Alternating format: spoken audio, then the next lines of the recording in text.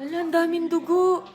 Normal ba to? Hala, Galing nyo na sa doktor para malaman yung ang dami. Oh. Normal ba to? Pagtapos mga anak, 1 week na yan, ganyan siya. 1 week na. Kailangan na natin pa-check sa vet to. Hindi normal, oh. Ang dami niyang dugo. Hindi normally nagpa-class yung yung sa dugo niya dito sa may mismong katawan. Awa ako sa kanya. Huwag mo na mag-isip ng negative. Dami niyang dugo sa kifi. Sa kifi pala. Ba't kaya? Hoy, lurok mo. Dami. Kawawa naman. Papacheck up natin si Hershey mga idol dahil 1 week na siyang dinudugo. Hindi natin alam kung anong cause. Sobrang payat na. Siguro dahil ang lalakas din dumede ng mga maliliit na dinosaur. Ano po? Papacheck up lang po siya. Dinudugo siya 1 week na. Kailan po siya nanganak? 2 weeks ago. Yes, ma'am. Minsan po 1 to 2 weeks talagang may vaginal discharge po. Normal naman po siya. Opo, normal naman siya na may discharges talaga. So mga idol, medyo kabado lang tayong nanay. Normal naman daw yung discharge ng dugo 1 to 2 weeks after manganak.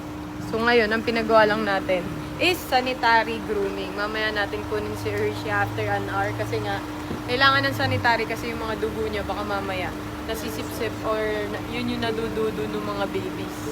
Mamaya kita-kits ulit tayo. So after 2 hours mga idol, tapos na daw i-groom si Hershey. Check natin siya kung ano magiging itsura niya. Ay, pusa mo. Ay, Pumupo! Pupo ka? Dami. Basa. Basa. Gusto niya ba siyang ipa-CBC? Kasi yung petication niya pala, hindi lang talaga dito sa may abdomen niya. Kasi akala namin pwedeng sa mga puppies, pag dumidede sila, pwede po yun, nagkaka-bruising, ganun po. Kaso sa kanya, parang buong katawan niya kasi mami. Namumula. Opo. May history ba siya ng blood parasite, ganun? Wala naman Wala po. naman. Hindi naman po siya nakakakuto, ganun mo. Hindi naman po. Check natin kasi hindi, mami. Hindi po normal. Opo, parang sa buong katawan niya kasi meron din mga petition mami. So possible, hindi po na normally nagka-clot yung blood niya, kaya parang may na-observe tayong bleeding sa may, sa may vagina niya po. Tapos pati sa mga bruising-bruising sa mga mismong abdomen. Kaya pala nagtataka kami kasi parang super nagdudugo yung ano niya. super reddish. Oo. Dito pa rin po. Yung breast Saan? niya. Doon nung binoblower ko po reddish. siya. May mga Meron. pati po siya ng katawan na Mapula. napula. May mga petition din mami. Akala ko sabi ko, pagka po, check na lang din kung meron sa katawan niya. Usually, Doc, anong cause nun? Pwede pong blood parasite, dermatitis, infection ma'am sa uterus, or inflammation. Nung nanganak siya. Pero na-cure naman po siya. Antibiotics, ganun ma'am. Depende ma'am kung severe na, baka surgery pag may nephritis talaga. Pag hindi nakuha sa antibiotics, ganun. Huwag naman sana. Kasi ang lakas naman niya kumain eh. Okay pa naman ma'am nung Opo, parang hindi okay lang. hindi naman siya matamlay or whatsoever. Or pwede din heat stress, ganun ma'am. Kasi Hindi po eh. Parang hindi siya heat stress kasi lagi siya aircon naman. Si Crunchy talaga may kasalanan yan eh. Kasalanan talaga ni Crunch, no? Laki ng mga karami. Sa ibang dog, di ba? Hindi naman Opo, hindi naman na... Parang ano siya eh, parang hindi nga siya normal na ganyan kalala yung reddish. Kaya nagtaka din kami. Nisip namin baka yung scratch ng dog. mga dogs. Yun din yung namin, kaya sabi ko check na lang din sa buong katawan niya kung meron. So yun mga idol, abangan lang natin yung result ng CBC niya kasi hindi nga normal yung pamumula ng breast niya. So hindi namin alam kung bakit namumula yung buong katawan niya. So mamaya alaman natin. May dugo pa din. Yun. Yung CBC result po ni Hershey, ito pong WBC, notification feeling po site, monocyte, indication po na may inflammation pag mataas po. So sa kanya, may slight elevation sa WBC and lymphocyte, which indicate inflammation. Pwede yun ma'am, yung sinasabi ko sa metritis kasi inflammation yun sa uterus. So, pwedeng may inflammation siya sa uterus, pwedeng mga retained placenta, ganun po.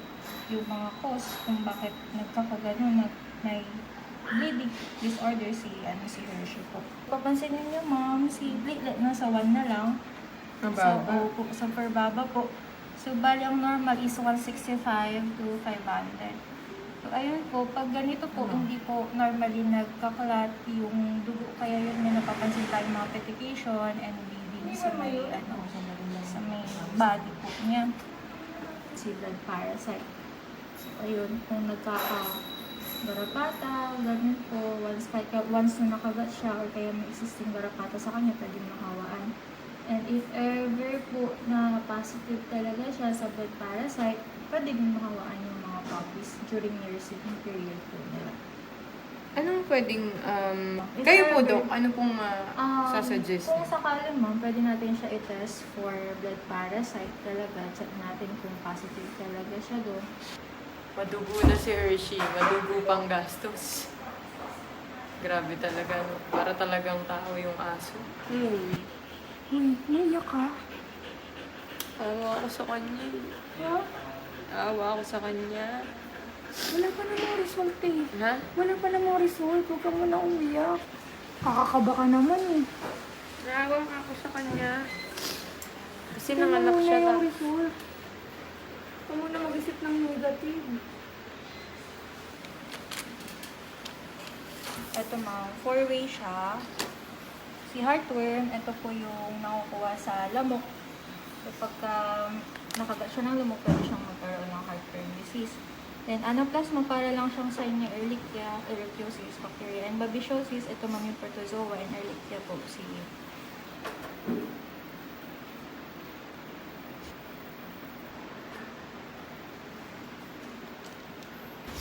Ito lang yun, pero ang mahal niya. 1.7. Test nung pandemic. Ganun kamahal. 1.7. Naka-hazard. faint line siya ma'am eh. Anaplasma, ito ma'am, pag napansin nyo. Tama. Ayan ma'am. Si anaplasma. Ayun. Parang meron din kasi kay Ehrlichia, pero faint line lang. Pero kino-consider kasi namin siya as positive ma'am. So si anaplasma at si Ehrlichia, parang same lang sila ng sana.